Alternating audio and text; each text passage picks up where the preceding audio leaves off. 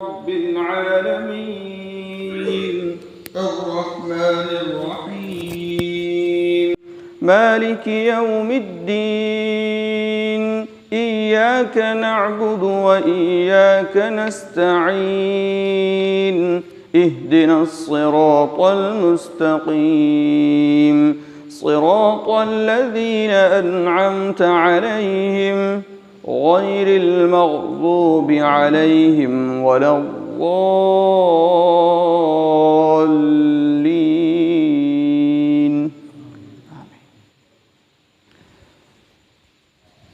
سورہ فاتحہ گزشتہ اس کا ترجمہ کیا گیا تھا. پہلی آیت الحمدللہ رب العالمین، تمام تعریفیں اللہ کی ہیں جو تمام جہانوں کا پروردگار ہے. حمد کے معنی تعریف کے ہوتے ہیں، اور تمام تعریفیں یہ ساری تعریفیں اللہ تعالیٰ کے لیے ہے. تعریف کے لائق اگر کسی کی ذات ہے تو وہ اللہ تعالیٰ کی ذات ہے. تعریف کی 4 قسمیں ہیں. ایک تو یہ کہ بندہ اللہ کی تعریف کرے، دوسرے نمبر پر اللہ بندے کی تعریف کرے، تیسرے نمبر پر بندہ بندے کی تعریف کرے، اور چوتھے نمبر پر بندہ اللہ کی تعریف کرے، اللہ کی تعریف کرے. یہ چاروں قسمیں اللہ ہی کے ساتھ خاص ہیں. اگر کوئی اللہ کی تعریف کرتا ہے تو اللہ کی تعریف ہے، اگر کوئی کسی بندے کی تعریف کرتا ہے تو وہ بھی حقیقت میں اللہ ہی کی تعریف ہے. مثال کے طور پر کوئی اگر میری تعریف کرتا ہے تو یہ میری تعریف نہیں بلکہ اللہ کی تعریف ہے، کیونکہ ہم میں سے ہر کسی کے پاس میں جو نعمتیں ہیں وہ اللہ ہی کی دی ہوئی ہے. تو کیا ہوا؟ دینے والا ہم تو کیا ہے؟ ہم کچھ نہیں ہیں. جو کچھ دیا ہوا ہے ہمارے پاس میں ہر نعمت اللہ ہی کی طرف سے ہے. تو جب اللہ ہی کی طرف سے دی ہوئی نعمتیں ہیں تو پھر تعریف کس کی ہوئی؟ اللہ تعالیٰ کی ہوئی. اگر کوئی بھیک مانگنے والا ہو، اس بھیک مانگنے والے کے پیالے میں اگر کوئی 1 کروڑ کا ہیرا رکھ دے تو اس میں مانگنے والے کا کوئی کمال ہے؟ مانگنے والے کا کوئی کمال نہیں بلکہ دینے والے کا کمال ہے. تو ایسے ہی اللہ تبارک و تعالیٰ نے ہمیں نعمتیں عطا کی ہے، اور ہم تو فقیر ہیں. اللہ نے فرمایا یا ایھا الناس انتم الفقراء، تم کیا ہو؟ تم سب کے سب فقیر ہو. ہم تو رجسٹرڈ فقیر ہیں اللہ کی طرف سے. ہمارے پاس میں اپنا کچھ نہیں ہے، سب کچھ کسی کا ہے؟ اللہ کا ہے. اسی لیے خودکشی حرام ہے. خودکشی حرام ہے. آتما ہتیا بولتے ہیں نا جس کو، یہ کیا ہے؟ حرام ہے. کیونکہ یہ جان ہماری نہیں ہے، یہ اللہ کی ہے. یہ ہمارے پاس میں کیا ہے؟ امانت ہے. اسی طرح بدن کے کسی بھی حصے کو بیچنا جائز نہیں. نہ ہماری کڈنی بیچنا جائز ہے، نہ کوئی بیچنا کچھ بھی جسم کا. اپنے جسم کا ہم کچھ نہیں بیچ سکتے، کیونکہ یہ ہمارا نہیں ہے. یہ کس کا ہے؟ یہ اللہ کا ہے. اسی طرح خون بیچنا بھی جائز نہیں ہے. ہاں اگر کسی کو ضرورت ہے تو اس وقت تو خون دے سکتے ہیں، لیکن پہلے سے خون بیچ رہے ہیں تو خون بیچنا جائز نہیں ہے، کیونکہ ہمارا کچھ نہیں ہے. یہ سب کچھ کس کا ہے؟ یہ اللہ تعالیٰ کا ہے. تو اللہ فرما رہے ہیں کہ تمام تعریف اللہ کی ہے جو تمام جہانوں کا پروردگار ہے. عالمین، یہ عربی جاننے والے جانتے ہیں کہ عالمین جمع ہے عالم کی، اور علم سے ہے. علم کے معنی ہوتے ہیں نشان، چونکہ عالم کا ذرہ ذرہ اللہ کے وجود کی نشانی ہے نا. سورج بھی یہ کیا ہے؟ اللہ کے وجود کی نشانی ہے. چاند، ستارے، سیارے، اور یہ بارش کا برسنا، یہ ساری چیزیں اللہ کے وجود پر، اللہ کے ہونے پر دلالت کرتی ہے کہ ہاں کوئی ہے. ان ساری چیزوں کو دیکھ کر آدمی اندازہ لگا سکتا ہے، ایک عقل مند آدمی اندازہ لگا سکتا ہے کہ یقیناً ان کے پیچھے کوئی ہے جو کام کر رہا ہے نا. سورج اپنے وقت پر نکل رہا ہے، چاند اپنے وقت پر نکل رہا ہے، بارش اپنے موسم میں ہو رہی ہے، اور یہ موسم تبدیل ہو رہے ہیں. سردی، گرمی اور بارش، یہ سارے موسم تبدیل ہو رہے ہیں. ہاں، رات کا آنا، دن کا آنا ایک دوسرے کا. پھر کبھی ایسا سردی کے موسم میں رات بڑی ہو رہی ہے، دن چھوٹا ہو رہا ہے. گرمی کے موسم میں دن بڑا ہو رہا ہے، رات چھوٹی ہو رہی ہے. یہ ساری چیزیں اللہ کے وجود پر کیا کرتی ہیں؟ دلالت کرتی ہیں. اس لیے اس کو عالم کہا جاتا ہے.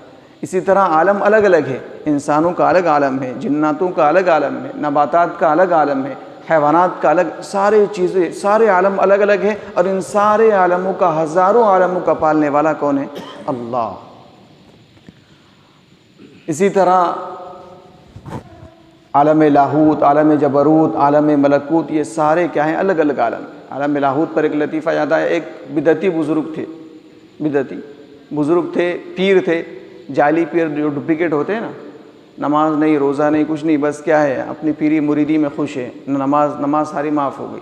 تو ایک مرتبہ بیٹھے تھے اپنے مریدین کے ساتھ میں، اپنے مرید تھے ساتھ میں ان کے بیٹھے ہوئے، اس میں ایک اچھے بزرگ بھی تھے، نیک بزرگ بھی تھے، تو وہ پیر جو تھا اس نے کہا کہ میں تو اس وقت عالم ملکوت، عالم جبروت کی سیر کر رہا ہوں، یعنی دوسرے عالم میں، یہاں نہیں ہوں بلکہ کہاں ہوں، دوسرے عالم میں ہوں۔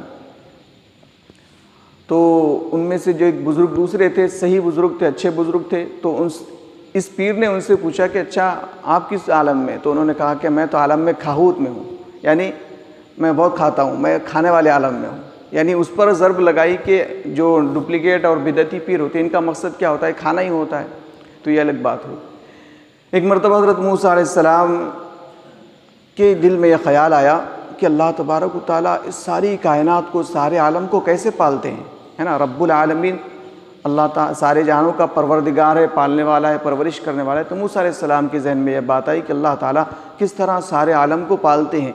تو موسیٰ علیہ السلام کو بتایا گیا، ان کے سامنے ایک بڑی چٹان تھی، آپ کو کہا گیا کہ موسیٰ آپ کیا کرو، اس چٹان پر عصا مارو۔ آپ نے اس پر عصا مارا تو اس کے 2 ٹکڑے ہوئے، اس کے اندر ایک اور چٹان نکلی، کہا کہ اس پر مارو، پھر اس پر مارا، پھر تیسری مرتبہ اور اس کے اندر ایک چھوٹا جو ہے پتھر نکلا، اس پر مارا گیا۔ تو دیکھا کہ 3 پتھروں کے اندر کیا ہے؟ آپ نے دیکھا موسیٰ علیہ السلام نے کہ مارنے کے بعد میں ایک کیڑا ہے اور اس کے پاس ہری گھاس ہے، ہری پتی ہے، اور وہ یہ تسبیح کر رہا ہے۔ کیا تسبیح کر رہا ہے؟ سبحان من یرانی ویسمع کلامی ویعرف مکانی ویذکرنی ولا ینسانی، کہ پاک ہے وہ اللہ جو کیا کرتا ہے، جو میرے کلام سبحان، جو مجھے دیکھ رہا ہے، جو میری بات کو، میرے کلام کو سن رہا ہے، اور جو میرے مکان کو جانتا ہے، اور جو مجھے یاد رکھتا ہے اور کبھی نہیں بھولتا۔ یعنی اللہ تو ایک معمولی کیڑے کو بھی کیا کر رہے ہیں؟ کھلا رہے ہیں۔ تو ایسے اللہ پالنے والے ہیں۔ تو یہ اسی کو فرما رہے ہیں، اللہ کے تمام تعریفیں اللہ کی ہیں جو تمام جہانوں کا پروردگار ہے، سب کو پالنے والا ہے۔ رب کے معنی ہوتے ہیں تربیت کرنے والا، پالنے والا۔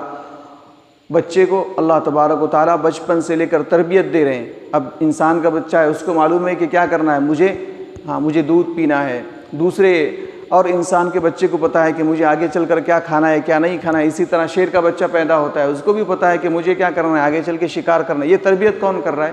اللہ تعالیٰ کر رہے ہیں۔ بکری کے بچے کو پتہ ہے کہ مجھے گھاس کھانی ہے، الگ الگ ہر جانور کو پتہ ہے کہ مجھے آگے چل کر کیا کرنا ہے، کیا کھانا ہے، کیا نہیں کھانا ہے۔ کبھی ایسا نہیں ہوا کہ شیر گھاس کھانا شروع کر دیا شیر نے، کبھی ایسا نہیں ہوا کہ انسان نے بکری کی طرح چارہ کھانا شروع کر دیا، نہیں۔ یہ اللہ تعالیٰ تربیت کر رہے ہیں، رب العالمین اللہ تعالیٰ تربیت کرنے والے ہیں۔